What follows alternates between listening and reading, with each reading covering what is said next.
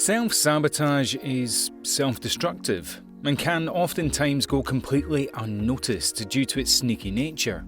Ask yourself, have you ever felt an overwhelming sense of unmotivation when starting a new project?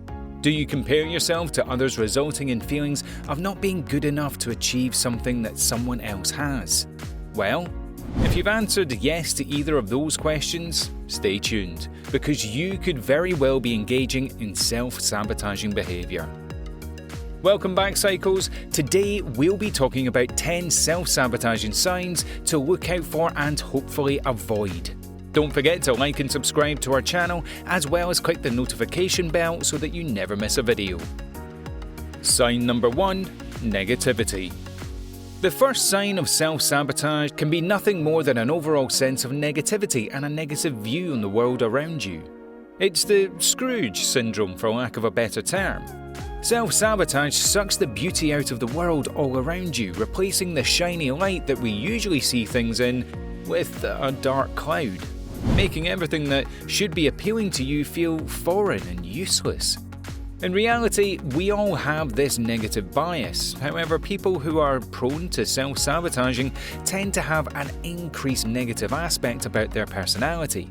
In turn, this negative view trickles down to accepting the self-abuse that self-sabotagers inflict on themselves.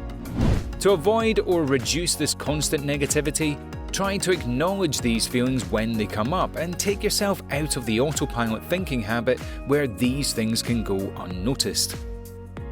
Sign number 2. Self-criticism. Self-sabotage and self-criticism go hand in hand, and they're both equally as sneaky and dreadful. Self-criticism often comes in the form of an inner voice that fills you with self-doubt and a lack of self-esteem. Because this criticism is coming from within, it becomes much more believable because we trust these foreign thoughts as if they are our own. This little voice has you convinced that you shouldn't believe in yourself because you are unworthy, resulting in us making excuses for why we can't do, be, or have the things we inherently want. Self-criticism also makes us ignore or belittle the accomplishments we do make due to the lack of self-pride. A good way to tell if you self-criticize in the way you accept compliments and praise from other people. If you automatically resort to the thought that they're just being ingenuine or just trying to be nice, this is a sure sign that you've fallen into a trap of self-criticism. A great way to reverse these self-criticisms is to intentionally turn it into self-compassion. Instead of using so much of your focus to hone in on your mistakes, start reminding yourself of your accomplishments and the wins in your life. Sign number 3. Procrastination. Procrastination is a normal human tendency. However, if you find yourself to be procrastinating regularly over simple tasks, this could be a sign of self-sabotage. Self-discipline is self-love. For when we push ourselves to grow and leave our safe little comfort zones, we thrive on the rewarding after feeling. Procrastination, on the other hand, is more than just being lazy. In fact, it's categorized as avoidance out of fear of failing or a fear of change. When you believe in yourself, tasks just don't seem as daunting. To help avoid this procrastination habit, stop yourself in the midst of procrastination and ask yourself why you are avoiding the task. Think beyond laziness.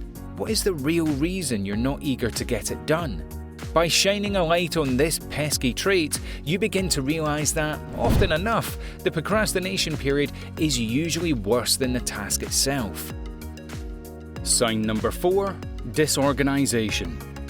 If you deal with regular procrastination, disorganization is probably not too far behind.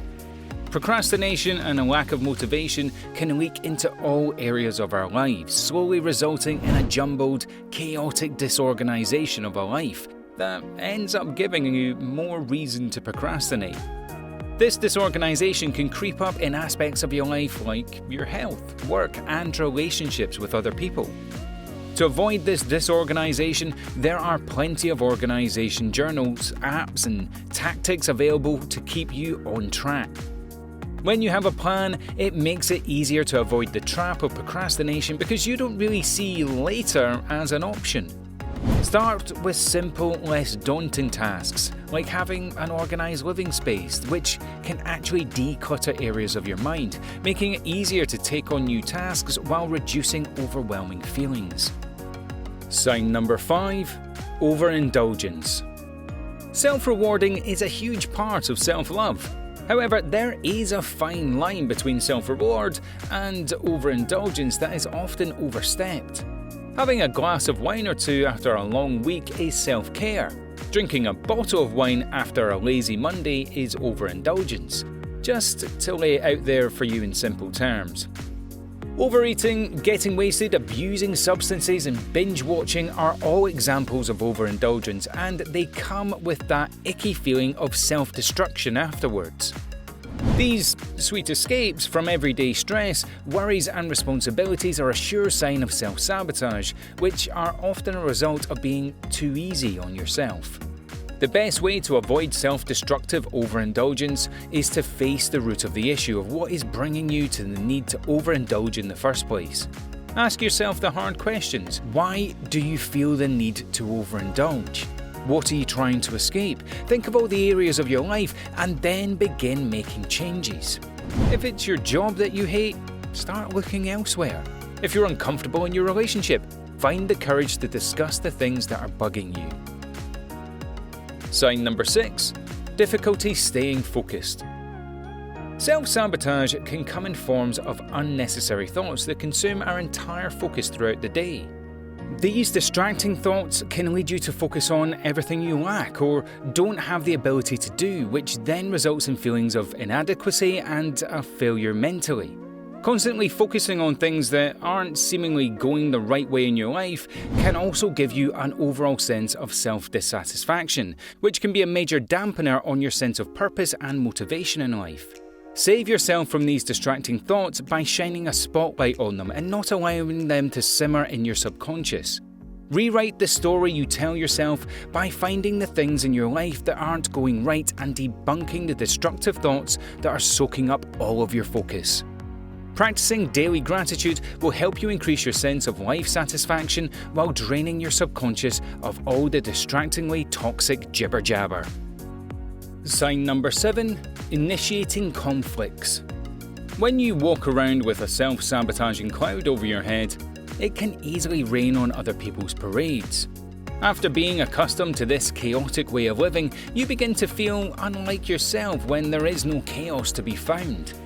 Initiating conflicts with other people may also be a result of the fear of being hurt or rejected. So, by initiating a fight or rejecting the other person, self-sabotagers find comfort in the upping the other person. The main issue with this is that the other person is rarely trying to hurt them. To avoid initiating conflicts out of self-sabotaging behaviour, the need to practice self-control is crucial to avoid feelings or embarrassment and regret following a conflict. Find ways to focus and accept the good qualities and love that other person brings you, and avoid making assumptions about anyone else's feelings. Sign number 8. Comparing yourself. Comparing yourself to other people's strong suits at times can be a healthy way to adopt new hobbies and push yourself to become a better person. However, if you find yourself comparing yourself to people for the sheer reasons of recognizing the things you don't have, you're probably self-sabotaging. Comparing yourself to others with no intention of taking the steps to change yourself won't motivate you to do so. In fact, it will only set you back and leave you feeling not good enough. This toxic cycle leaves you feeling inadequate or playing the victim card by wondering why you can't be like them.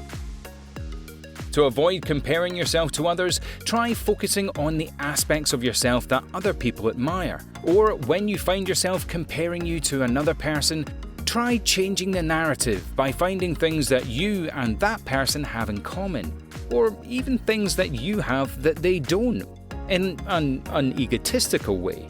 With this simple change to your thought pattern, you'll begin to realize that you're not as bad as you've been convincing yourself you are.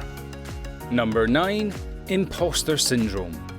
The definition of imposter syndrome, according to Harvard Business Review, is a state of feeling inadequate despite evidence well-deserved success.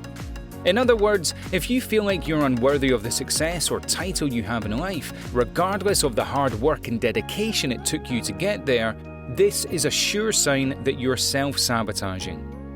It's the thought that everyone around you deserves success except for you, which is not only completely irrational, but is also a little psycho, if we don't say so ourselves.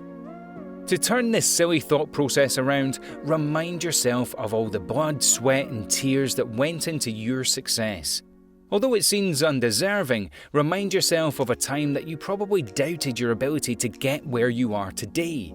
Also, know that you're not alone. The human brain is weird and can convince us of crazy things. In fact, research has shown that 70% of people have felt undeserving of their position at one point in their career. Sign number 10. Questioning your purpose. The last and often most common sign of self-sabotage that we can all relate to is question your purpose in life. Although this may seem like a simple curiosity, it can actually be the result of a lack of self-esteem and feeling of unworthiness and inadequacy. Because self-sabotagers are so accustomed to not feeling deserving of the things that they do have, they often resort to the thought of, what's the point of all this? When you can't recognize the small wins in life, everything can seem useless. To avoid this unhealthy questioning of your worth and purpose, remind yourself of the things that you are indeed here for. Your purpose is to be a loving family member, a spouse, a co-worker, self-support system, etc. Maybe your only purpose today was to pay for the person behind you at the drive-thru or smile at a stranger. It's the little things that really do count. Well, Psychos, that wraps up today's video. So, let us know in the comments below if you found that you are self-sabotaging yourself with any of these signs. Also, make sure to leave us a like, share this video with your friends, and also subscribe to our channel for more Psycho videos. We hope you learned something, and we'll see you in the next one.